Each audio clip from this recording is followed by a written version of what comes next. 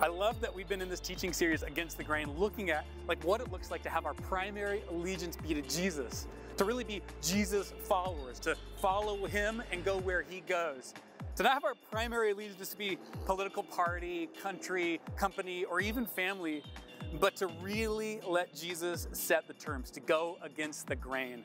And really what we've been finding is when we do that, we're a blessing to all those other aspects of our life. That's when we get to be a blessing. As we continue our Against the Grain teaching series, we're going to be looking at practical stuff and how we can live against the grain in really practical ways. We're going to be talking about truth and power. We're going to be talking about money, and today we're talking about anger, something that affects all of us, and especially right now. So why don't you get in the car, let's go on a drive and talk about anger and what it looks like to follow Jesus in this area of our life.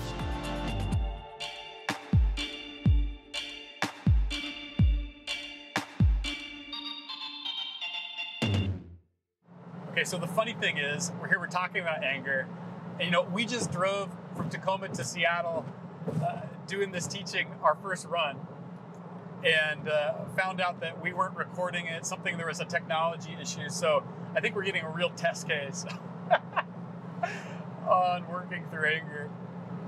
There's this author, Robert Duig, who wrote this essay in The Atlantic called The Real Roots of American Rage, and he talks about how anger, this powerful and also positive emotion, has been, as of late, co-opted by political strategists and the manipulations of marketers and urging us towards their own desired ends. It's fascinating because he wrote that in early 2019. It's sort of interesting to think about how anger has changed, in the last year or so. We now have this word COVID-19, which for many of us, just saying it elicits some type of emotional response that's not far from anger. It could be the mask debate with a family or friend. It could be the fact that we're all having to make decisions as parents about what's going to happen with our kids this fall, which elicits all of this emotion.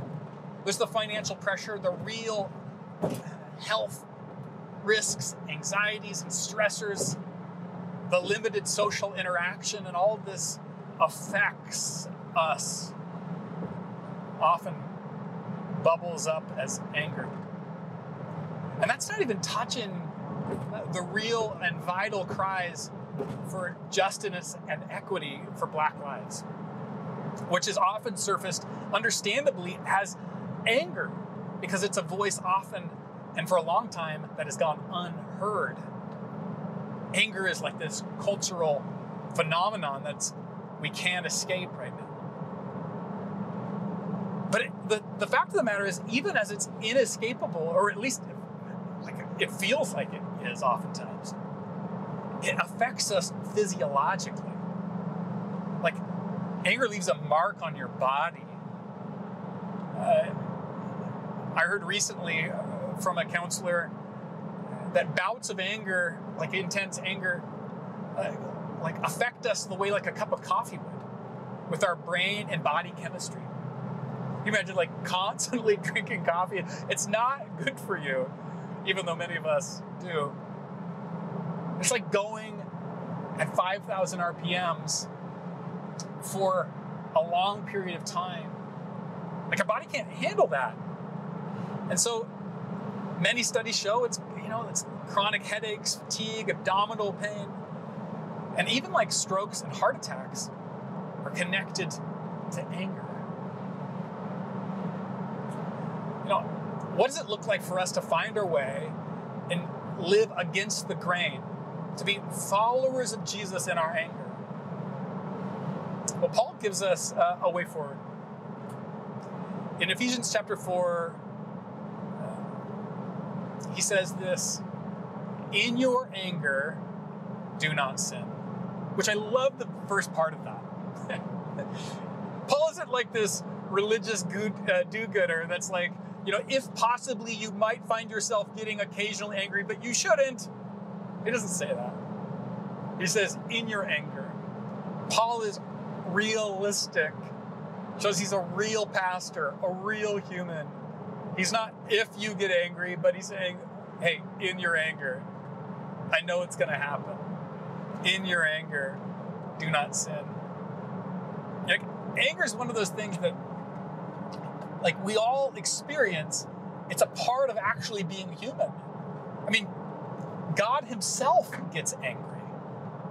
And while I reject the notion that God is this angry God and say that that's an unfortunate caricature, Scripture does reveal that God is a jealous God, and that those that go against his idea and definition of shalom and justice bring hurt to his heart. That seems to be pretty clear in Scripture. So we experience anger because we actually bear the image of God. Jesus actually shows himself to get angry. It's really interesting when you do a study about when it actually uses the word indignant with Jesus as the subject. It often is about people being not having access to him. So to the leper who approaches him and says, if you're willing, you can heal me. It says Jesus was indignant. Jesus wasn't indignant at the leper. He was indignant at the religious political system that kept the leper from accessing the healing that God wanted to bring him. And in Mark chapter 10, the children are coming to Jesus and the disciples say, hey kids, get out of here. And it says that Jesus was indignant with them. There's this gut-wrenching frustration as people are seeking to exclude others from access to him. That causes Jesus to be frustrated. So it's a part of our human experience. It's something that Jesus experiences. It's like what it means in some ways to be human. The question is then, what does it look like for us to not sin in our anger? The Greek word for anger that Paul uses in Ephesians 4 is, in that passage, is orge. It has to do with like the impulse of anger. I don't know about you, but sometimes, it could be online, it could be while driving. Recently, I was merging onto Highway 16, and somebody came from behind. It wasn't even a carpool lane. Came from behind and passed me as we're merging onto Highway 16. I hit the gas as fast as I could. It was like something was carrying me forward. And it wasn't my ability to think and rationally contemplate. I was just being carried forward. I didn't even know what I was going to do. Candace looked at me. She goes, 1, you're not going to even catch him in this car. And 2, what would you do if you did? Chill. You see, Paul wants us, when he says, in your anger, do not sin, he wants us to not let the impulse own us. He doesn't want the impulse to own us. You see, the part of our brain that's connected with impulse is the same part of our brain, that we share with lizards. As humans, we don't have to go the way of lizards, reacting to something without reflection or contemplation. As humans, when we experience anger, we can ask this question: what's really happening here? What's really going on? You see, when we ask the question, what's really happening here? We find the pathway towards self-awareness. Candace and I, in our first year of marriage, and if you've been around Anchor, you've heard us probably talk about this. We encountered just a hard year, and we found ourselves getting frustrated with each other quite a bit. And as we started to ask the question, not letting the impulse own us, but started to ask the question, what's really going on here? We found that our anger that we had, that was directed towards each other, was, for most of the part, misplaced. It was this anger that was provoked. It was connected to stuff from our childhood. And our context of leaving a place where we were known and being in a new place, the pressures of a church plant, of having young kids, and all of that was creating this context where it was easy to find ourselves getting angry. When you start to ask the question, what's really going on here? Not as a quick question, but as something for repeated reflection, you start to realize that sometimes there's misplaced anger, or there's issues from the past, mindsets, that haven't fully been healed or given over to Jesus. And then you start to be able to pray a quick prayer. So you ask the question and you pray a prayer so that the impulse doesn't own you. And the prayer could sound like this: God, would you help me love them like you love them? Father, would you help me have your eyes for them? This is some of the steps towards not letting the impulse own you. I love Psalm 46:10 at the end. This is God speaking, and God says to the psalmist, "Be still and know that I am God." The Hebrew language underneath that English translation kind of means like, let your shoulders relax. Let your breathing come deep and slow. Don't go the way of the lizard. Don't let the impulse own you.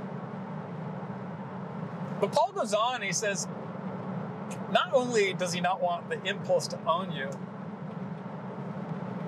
he says, don't let the sun go down on your anger. Now, what does that mean? Does that mean that, people in Alaska in the summertime have like 20 hours to be angry because the sun doesn't go down till late? Or that in the wintertime they're in trouble because they only have a few hours in the day, so they can only be angry for a few hours a day? No, Paul isn't saying the sun setting or rising determines our emotional state, or should. There's been a lot of young couples that have thought that, oh my gosh, I can't go to bed angry with my spouse. And so they've tried to work through the conflict into the late hours of the night, and even sometimes the early morning, afraid that they're not being biblical if they go to bed, forgetting the fact that the sun is already set. No, Paul's getting at there is that don't let the anger go stale. And I, like you, maybe you've had milk that's close to the expiration date. And hopefully you haven't let the milk stay in the fridge, because that would just only get just grosser and grosser, and the smell would start to affect the whole fridge. Paul's saying don't let that happen with your anger. Don't let the sun set on the issue. Find your way forward. Don't run from it, but find your way through the issue. Don't let the sun set on it. There's different ways we handle anger. And for sometimes, we passively engage with people that have elicited our anger. And when you passively engage with people that have elicited our anger, it shows that oftentimes we don't have the capacity to know, we don't know how to engage, or we don't have the courage to engage. And that passive engagement with anger often shows up or becomes passive aggression, because the anger has to go somewhere. Oftentimes, too, it might not be passive. It might just be aggressive. When we find ourselves being aggressive with our anger, it just shows that we're still living from the wound. We haven't found healing. And so it's manifesting, it's boiling over in this volcanic eruption, this aggressive behavior. Which I just want to say, if you're on the receiving end of that, I want to encourage you to not be instantly reactive. Don't get defensive there. Find the wherewithal to just receive the person's anger, because it just means that they haven't worked through it yet. And one of the best ways that you can help them work through it is by not reacting defensively to it. The way that Jesus followers need to try and to aim at, how we can not let the sun go down on it is to not be aggressive or passive, but assertive. It's the person that's assertive with their anger that actually honors the relationship. It's that person that goes into a meeting with the person saying, this incident actually confused me or hurt me or frustrated me, and I value the relationship so much that I want to work through it. That's what Paul's saying. Hey, don't let the sun go down on it. There's discernment that's involved here, because do we turn every little, brush or off-color comment into a difficult conversation? Maybe. This is discernment that has to play a part in it. But Paul's urging us to not only not let the impulse own us, but also to not let the sun go down on it, to not run from it, but run and work through it. As Paul goes on, he says this, that in your anger, don't give the devil a foothold. Relationships are the most vital part of being human. Everything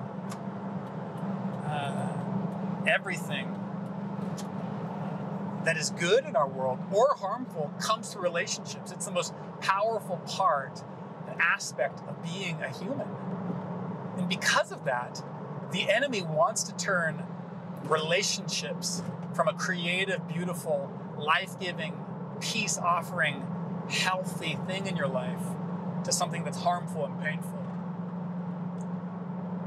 That's what Paul means. Paul means, by foothold, give the devil an opportunity. Don't give the devil an opportunity to eradicate, erode, destroy, frustrate, fracture relationships that God wants to use in your life. Now, one way that this happens is to elevate yourself and devalue a person that you're experiencing anger with. You could call it the pit and the pedestal problem, where you put yourself on a pedestal and you put the other person in a pit. What happens there is, pretty subtly, eventually pretty clearly, you're dehumanizing them. You're suggesting that they're in some ways beyond the scope or worth relationship. Paul is saying, don't let the enemy get a foothold. Don't let the enemy take the wheel. You see, when you let the enemy take the wheel, you let the enemy have power. You're ceding control to his devices and designs, and when the enemy has the wheel, he'll always run you off the road. These are three things that Paul, as a pastor, is wanting to pass on to the Ephesians. To not let the impulse own you.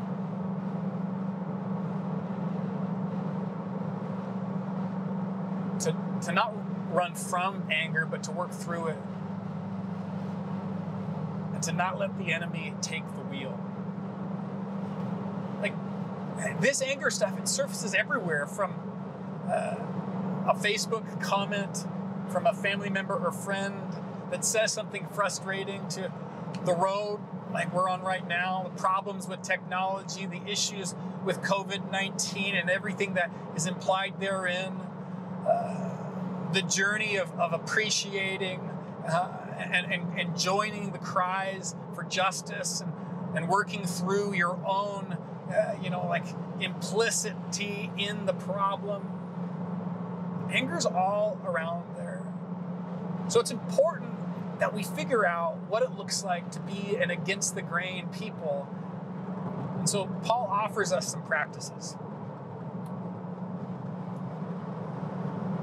Paul says in the center of this passage in Ephesians that we've been looking at, he says that, don't grieve the Spirit of God.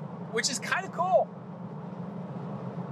You know, means that we have the capacity, like you and I have the capacity to be in relationship with God in such a way that it affects God's emotions.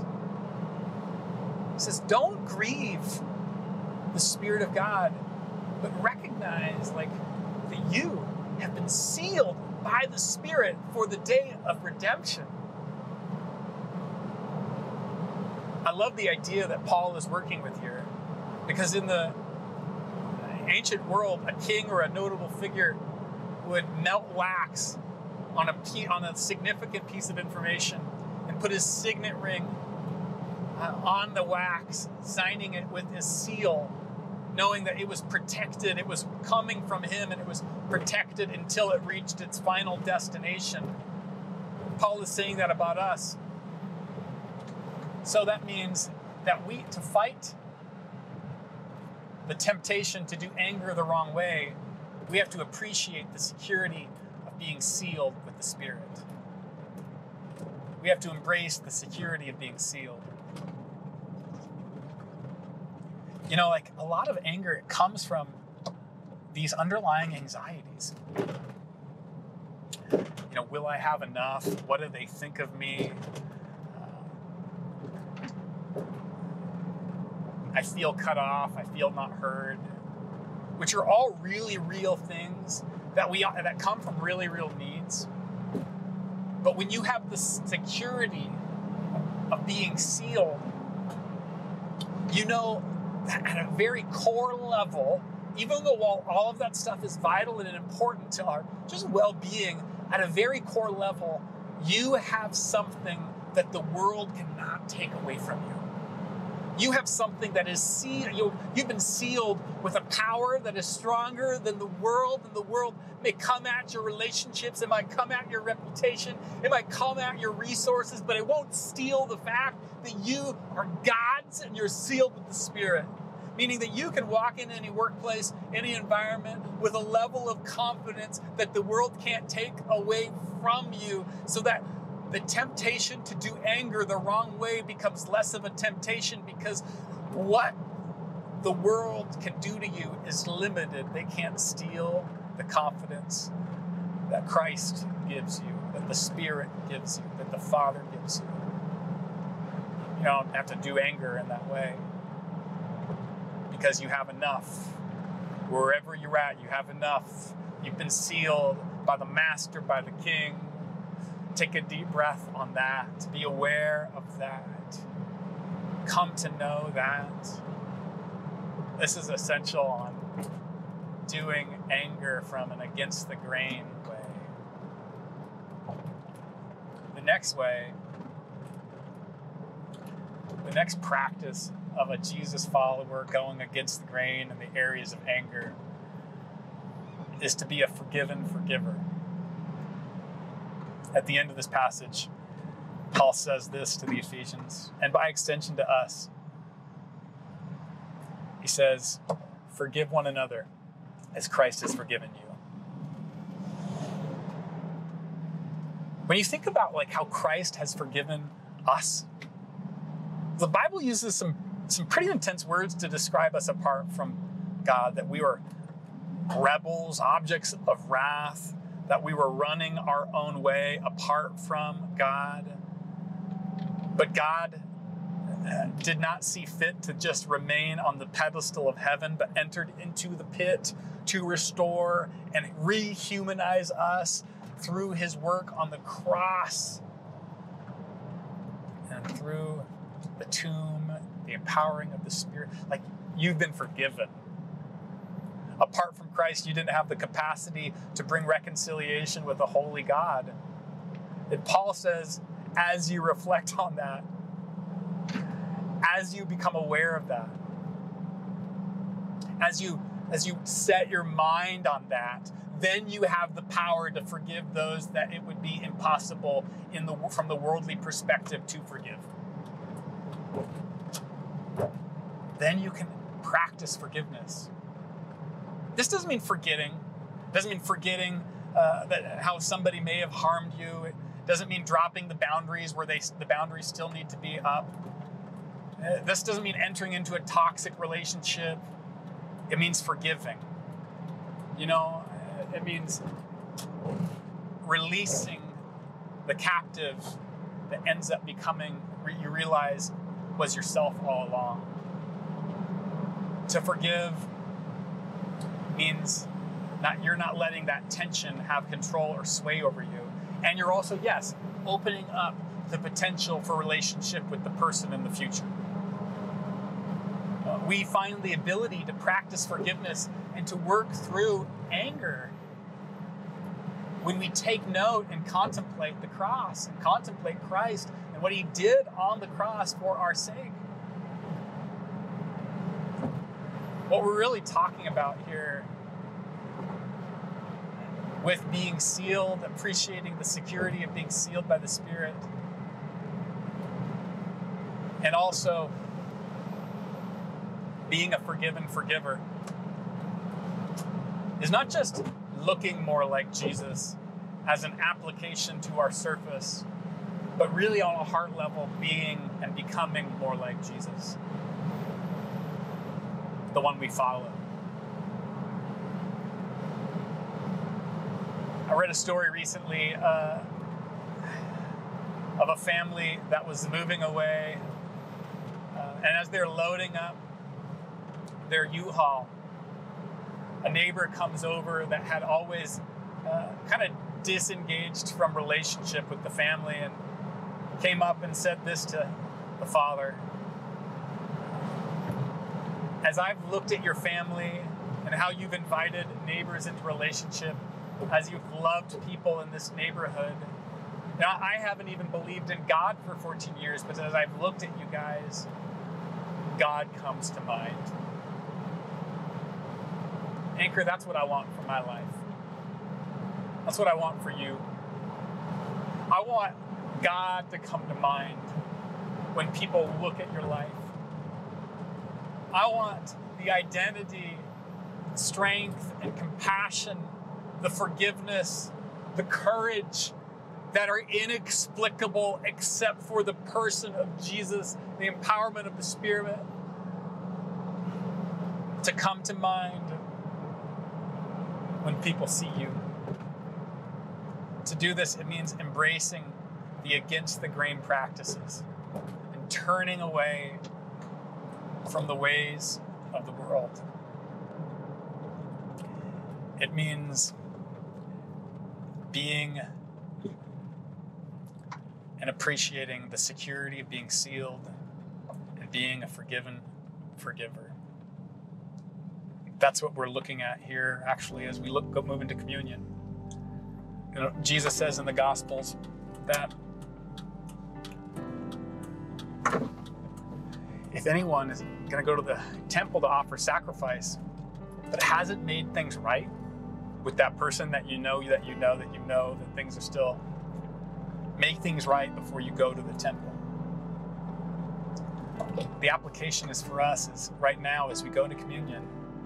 If there's somebody that you've been passive aggressive with, if there's somebody with some type of issue that you know about and maybe they know about, somebody that you need to ask for forgiveness for or forgiveness from, somebody that you need to forgive, somebody that you need just to start a conversation with because something's there, send a text now. Reach out now. In doing this, you're embracing the way of Jesus. And you're on your way towards coming home.